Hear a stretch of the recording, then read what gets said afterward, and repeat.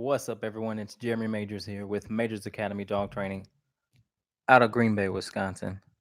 And we are live on YouTube and Facebook. Forgive me, Instagram followers. Uh, my iPad is not working currently, so we'll have to do something about that at a later date. Let me adjust this light real quick so you guys can see me better. Doesn't seem like you can see me better on YouTube. Hold on. Oh, come closer. There we go. It's a little better.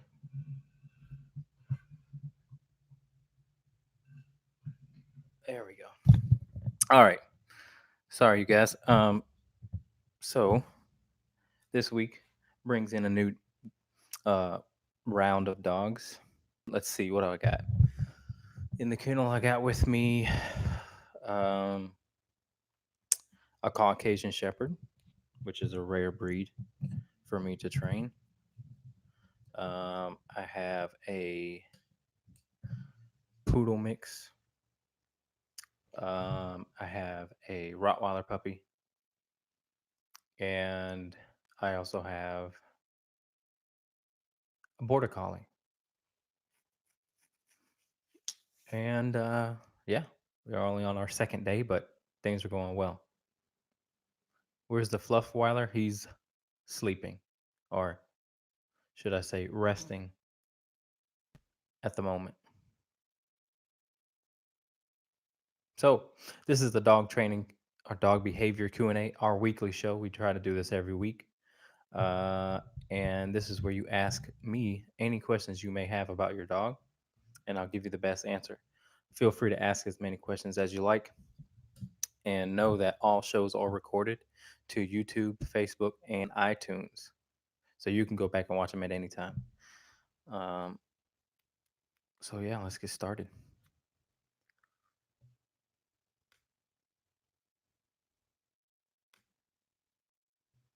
Okay. All right. Hi, Jeremy. This is Kilo's mom. Kylo's. Not sure if you remember our session together, but he is a good sized golden retriever. Wondering best way to keep him off counters. He knows it's wrong, but the minute we look the other way, he's grabbing food or anything he wants. Okay, so remember this.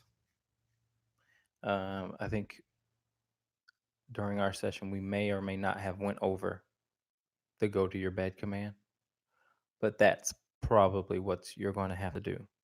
You're going to have to make a rule that the dog is not allowed in the kitchen. Okay, so that's sort of the back end way of solving that problem. The front end would be to uh, catch him in the act and give him a consequence to where he doesn't think it's worth it to do it again. That's the front end way. That's sort of confronting the problem, head on. But the back end way would be to not allow the dog in the kitchen anymore, and or give him a job to do and tell him to go lay down if he's trying to get in the kitchen. All right. Thank you for your question.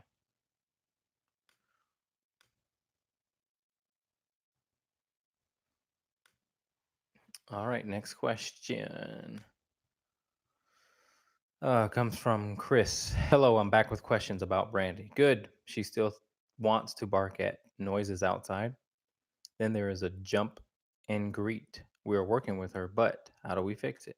The collar's on 35. Sometimes with a push, she will growl. What is with that? Thank you very much. So if she's growling at you, when you're pushing her, that just means she wants what she wants and she's getting aggravated, irritated. And if she meets resistance, then it just makes her more frustrated. All right. So one, The other thing you should do, or one thing you should do, the thing you should do, how about that? The thing you should do is to turn that collar up about 30 levels. So go up to 60 and try it again. Okay. I don't like the protest. She wants what she wants more than you would like her to behave, or she wants what she wants more than she wants what you want for her. And again, she's just being extra pushy, extra bratty. It would be like, if a child decides to hit us or talk back, whatever. But the e-collar should be used at the level at which works. So she decides how far you need to go up. And once you find that level, everything should be okay. But don't be afraid to go up if it's still happening. Remember that the e-collar should be used not that often. Instead of using it all the time at 35, go up to 60 and use it way less often. The ultimate goal is to not have to use it at all. If the dog is not believing what you say, if the collar is not bridging that gap, where when you say off or no or go lay down, then you definitely need to turn up the volume on the e-collar and or be more consistent with using your voice. Okay, because there's no tool that is going to trump the respect and leadership that you should have with your dog. There's no tool that's going to work. People look for tools all the time. That's secondary. It helps, but if you want long term results, use the e collar as a supplement to trying to get the dog to listen to you. And that's how you can wean off those tools. They should not be a forever thing. All right. Let me know if you guys need more help. If you want to set up a private lesson, that would be awesome. Your husband says, use it like you mean it. That's right. Thank you, Chris. All right. Next question. Hello. I may not make the show due to other obligations. It's Peyton's mama again. Still walking issues, even with the prong collar. Not so much pulling, but she has started jumping in front of me while trying to walk her. Like the jumping when she gets excited. Makes for a very unpleasant walk. Okay. Um, well,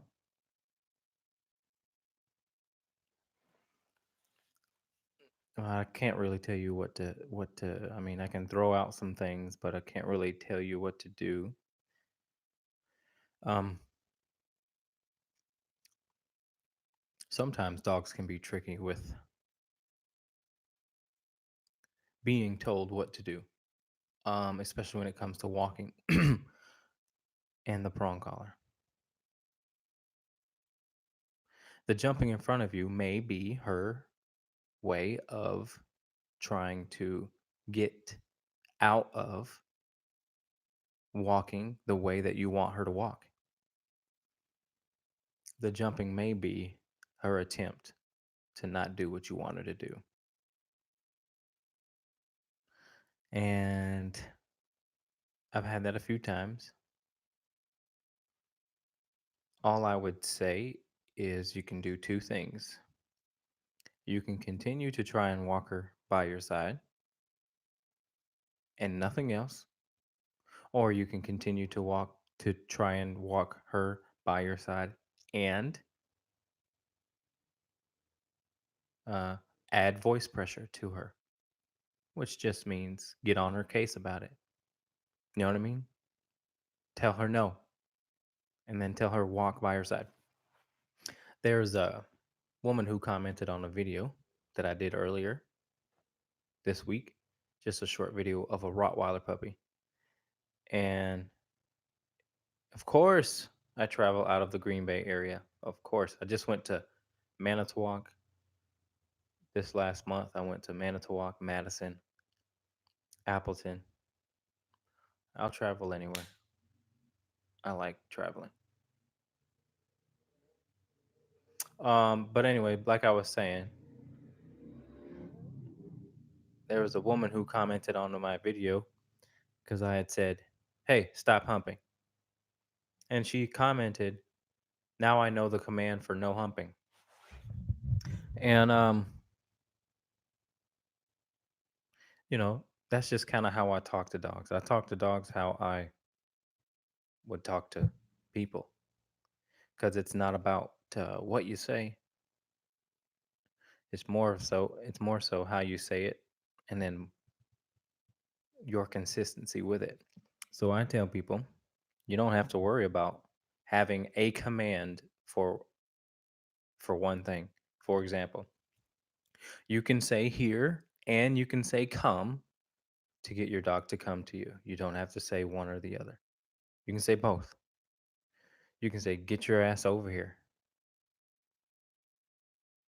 You can say all of that. My dogs know all those commands. The last one for sure. Um so so that's what I mean when I say you can get on her case, which means I would say to her, walk beside me and knock it off. That's what I would say. Because your voice works as pressure, if you think about it on a very basic level. Your voice should work for you. And when you say knock it off, it's not the same way you would say, here's a treat. Two different things. So use your voice and use whatever comes natural to you. Whatever you say, whatever that comes out of, you don't need to think about what you need to say. That's what I'm trying to say. Say whatever's natural. The dog will feel that on a very obviously genuine level. So they listen better when it comes out of your mouth, however it comes out, as opposed to trying to think about what to say. He doesn't know here, but he knows come. Whatever. Say both. On your bed, place command, replace on your bed. I mean, if I teach your dog to go to its bed and I say on your bed for 3 weeks, that's what I say. And you want to teach the dog instead of on your bed, you want to say place, then it will take maybe 2 sessions of saying place and then showing him the same picture he sees when I say go to your bed or on your bed to learn it. So it wouldn't take a long time is what I'm trying to say. So dogs can be also we know that dogs can be bilingual. So dogs can learn more than one word for a particular command.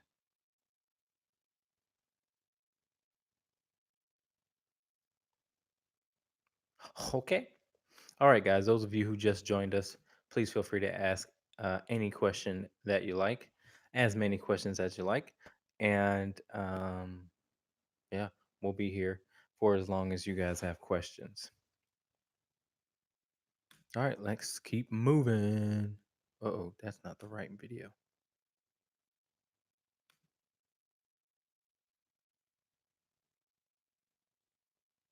Okay.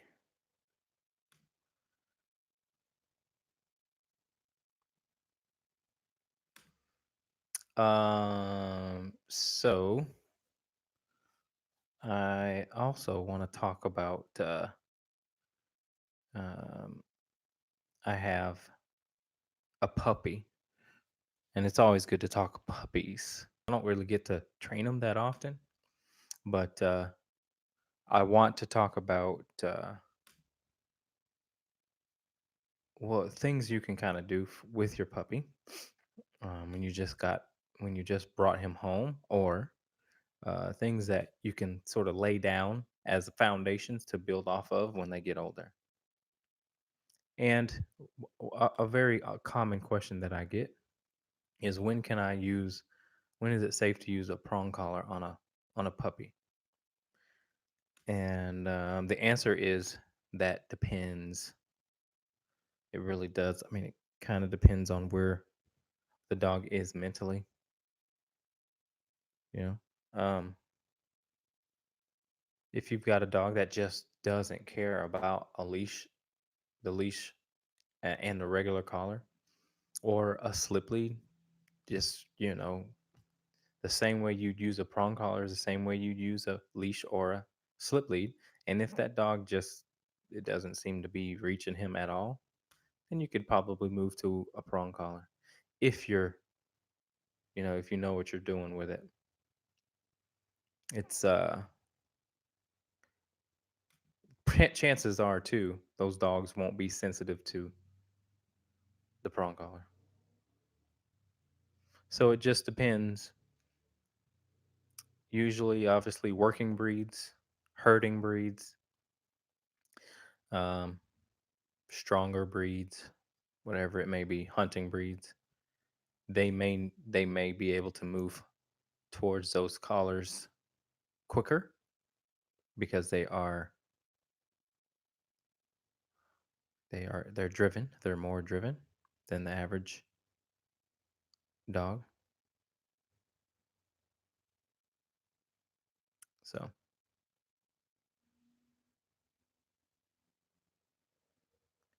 here's another thing that I kind of came across the last the group of dogs that I trained. I had a poodle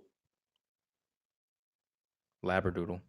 It was a labradoodle, and then this one this time around I also have a labradoodle, and both of them had their whiskers cut off.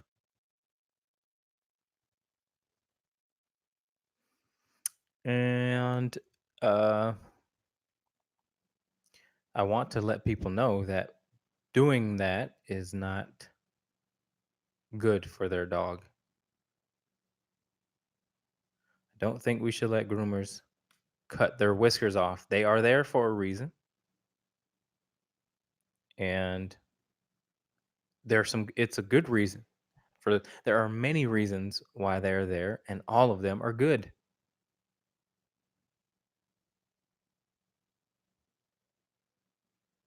Especially poodles.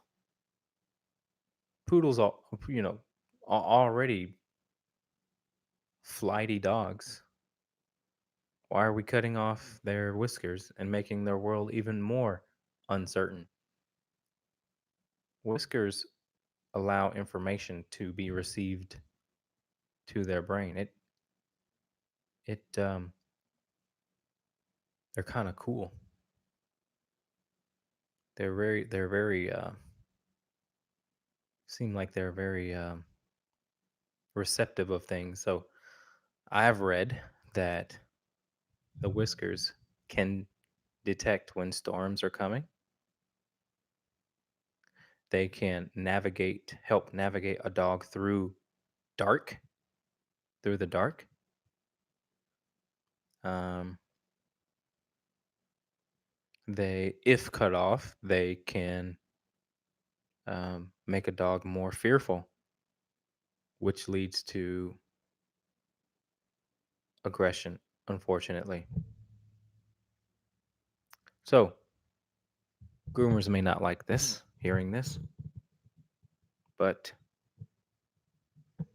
uh, let dogs keep their whiskers, please. That'd be good.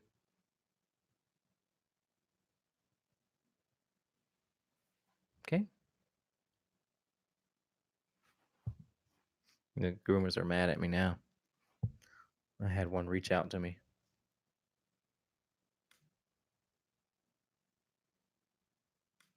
Don't be mad.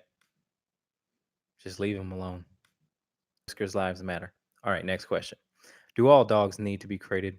What's your policy on when they're ready to be let free to roam around? Um, I think all dogs need to be comfortable in a crate, but if they don't pee or poop or have separation anxiety or attack guests, um, then I don't see that the crate is necessary. I say that all dogs need to be comfortable in the crate because sometimes people have to board their dogs, or their dogs have to stay at the vet overnight. And it'd be nice for them to not freak out when they have to do so. So it's a skill, sort of, maybe that they have to, obtain or maintain, in my opinion. It makes moving a lot easier. Like if you're moving and you're freaked out about what your dog's going to do, it makes the transition a lot smoother because, you know, after some exercise, the first thing that you do when you're moving stuff in and out of a house is put the dog in a crate and then have the comfort of knowing that your dog is relaxed. You know what I'm saying? So the crate is always a good thing to have as an option. Say your dog is just getting on your guest's nerves and you just kind of want to breathe a little bit, put him in a crate.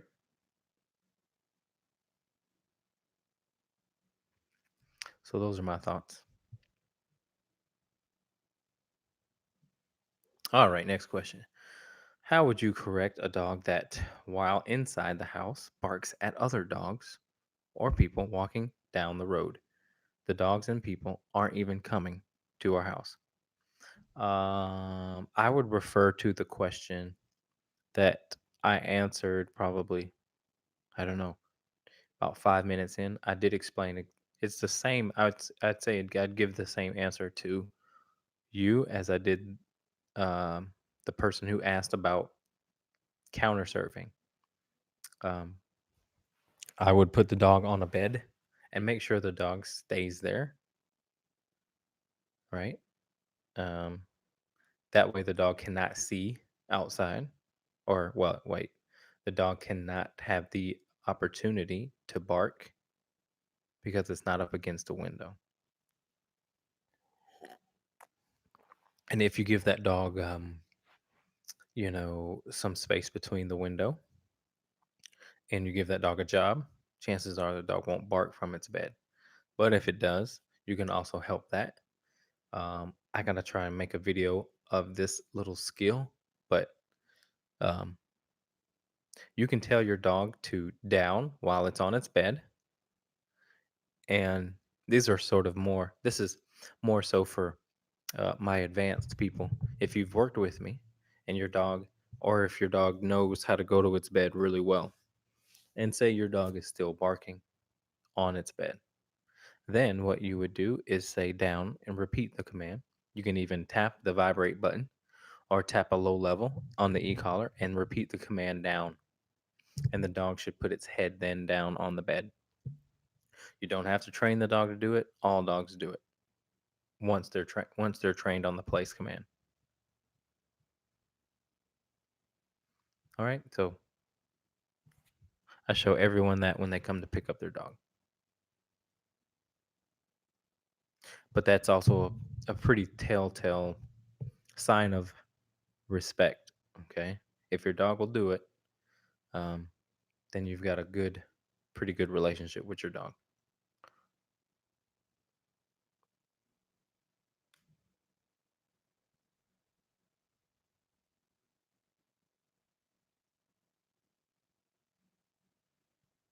All right. Moving along.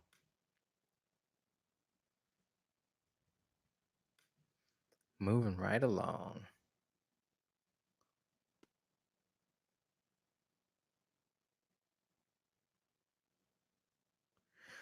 Okay. Do you have any recommendations about teaching a dog to not scratch when asking to come in or out? Planning to get new French door and don't want our 198 pound dog to scratch up or break the door. Yeah. Um, so I would say you want to get on top of their going outside schedule. Maybe put them more on a schedule. Their potty breaks on a schedule. Um, and in addition to that, you can also give your that dog a consequence when it decides to do that. Tell the dog no for both inside and outside stuff. But for me, my dogs don't let me know. They have to go to the bathroom unless their stomach is bothering them and they have, like diarrhea. But other than that, I let them out frequent enough to where I've just gotten to know when they need to go out and they go pee and poop within 2 minutes of them being outside.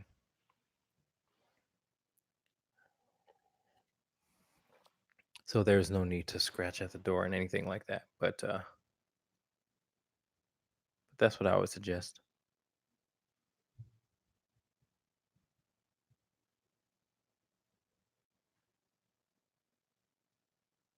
All right, next question. We have a 4 month old husky, and when my 3 year old son goes to pet her in the back, she growls and sometimes snaps. Best solution: remove child, keep puppy on leash, shot collar. Um,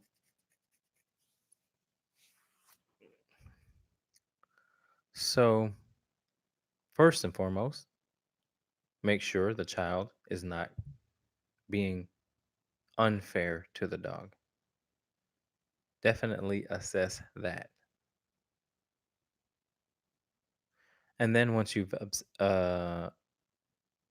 evaluated that, and the dog and the child is being fair, then definitely you can give the dog a consequence for growling and snapping at the child. Um, I would also say that that could probably be your priority. You know, again, we all obviously want to be fair to the dog, but at the same time, growling and snapping are not ways in which your dog should be comfortable with handling when they get uncomfortable, because there's a better solution out there, and that solution is to walk away when you get uncomfortable. So there will be no growling or snapping at the child or my child in my home. That will get the dog a heavy consequence.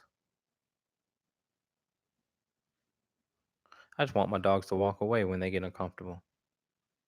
And then, obviously, just pay attention to your child. If your dog walks away, you make sure you give them some pet and praise, you know, after a while. But again, don't let your 3 year old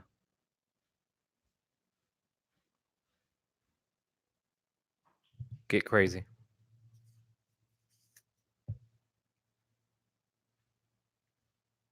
Make sense?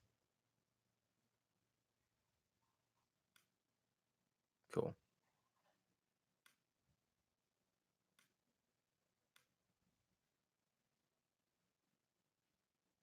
All right. Let's keep it going.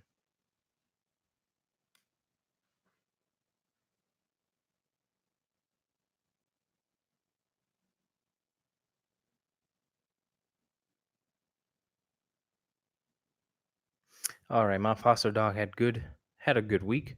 Less reactive on walks, got his nails trimmed with some help, and hasn't growled at me all week other than during nail trim.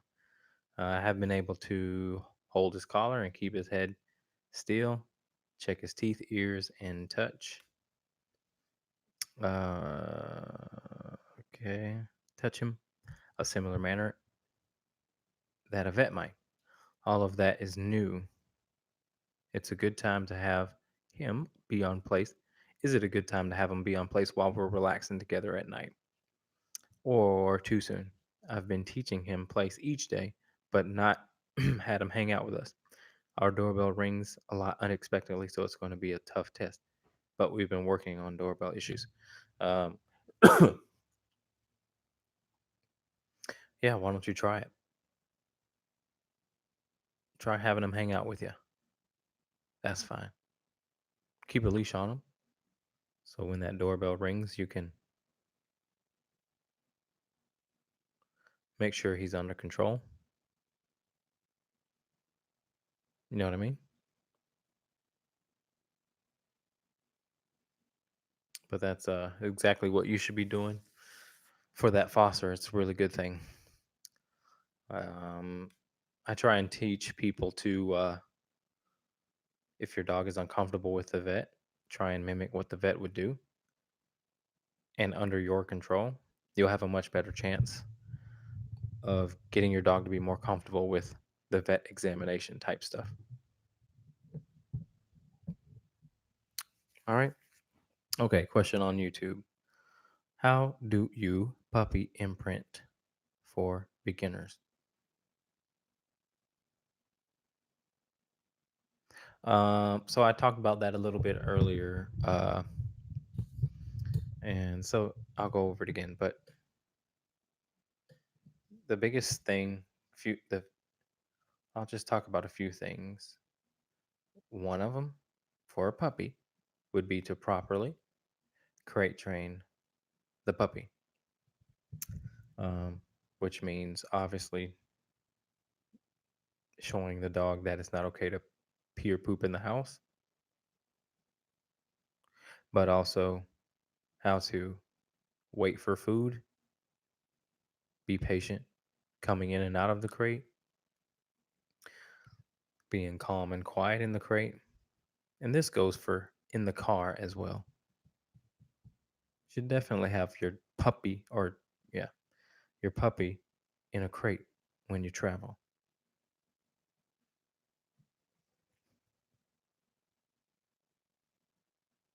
It'll help if your dog goes down that road, if you have a sensitive breed, which just means or herding breed, high drive dogs, high drive breeds, they should be crated as a puppy in the car. Heck, they should be crated as an adult. But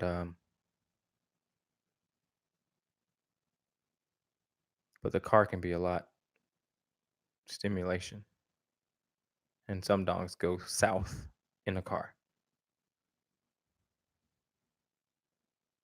How is board and train different for a puppy? Um, it's not really. Obviously, I don't necessarily use e-collars on puppies,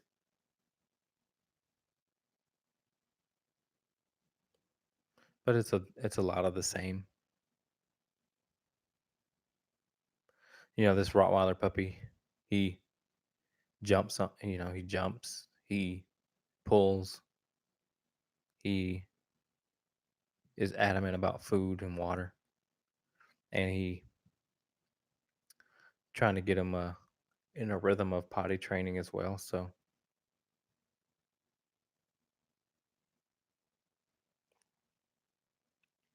but he's an awesome dog.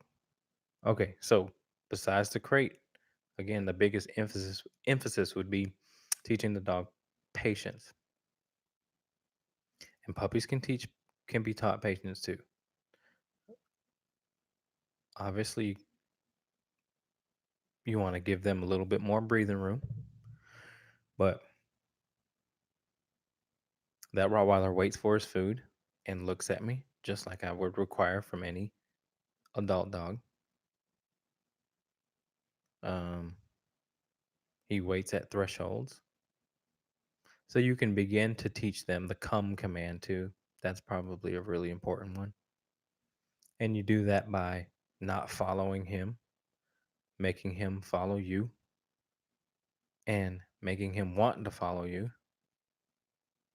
The want is going to be there for a puppy. The want to follow you is going to be there. So you build off of that, especially if you have a working dog as a puppy. You can give some treats, turn the other direction, and then when they get distracted, you call their name, and then you act like a goofball until they get to you, and you do that again. So come is pretty important, a good one to learn. And then as they get older, you can teach them how to heal.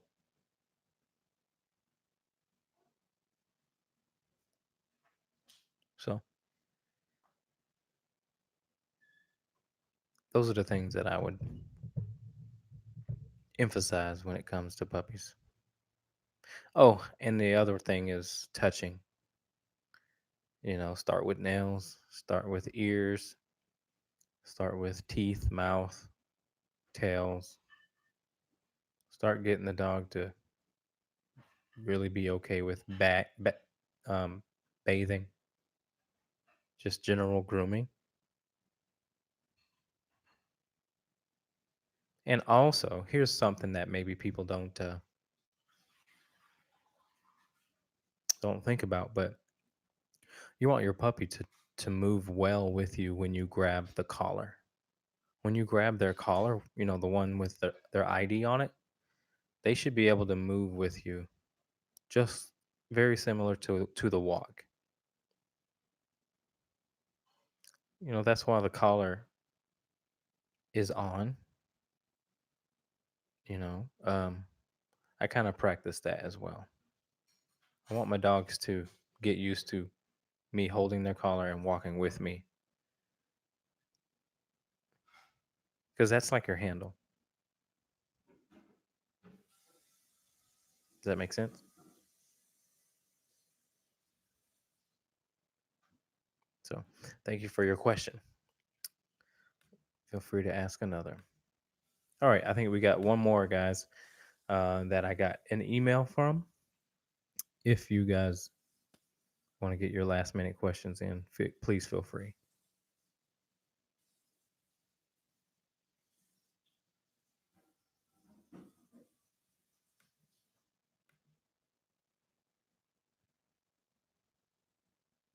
Oh, got a question live. Chaco has some weirdness about Eric coming through thresholds. He will often bark and lunge.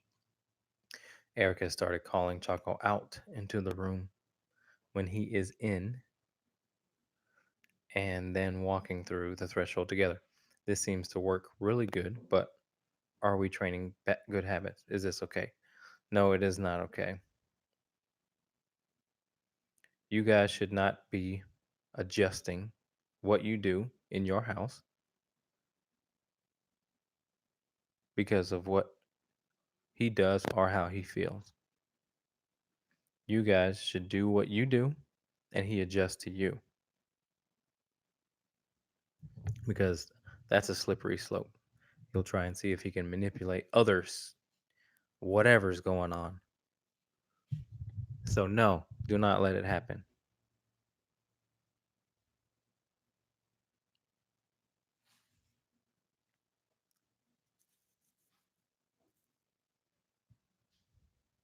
But be safe.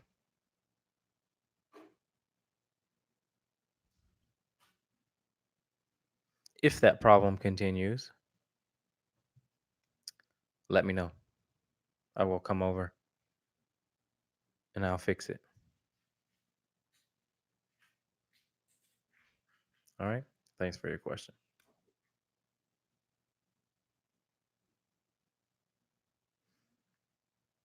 All right, guys. Well, we are all out of questions.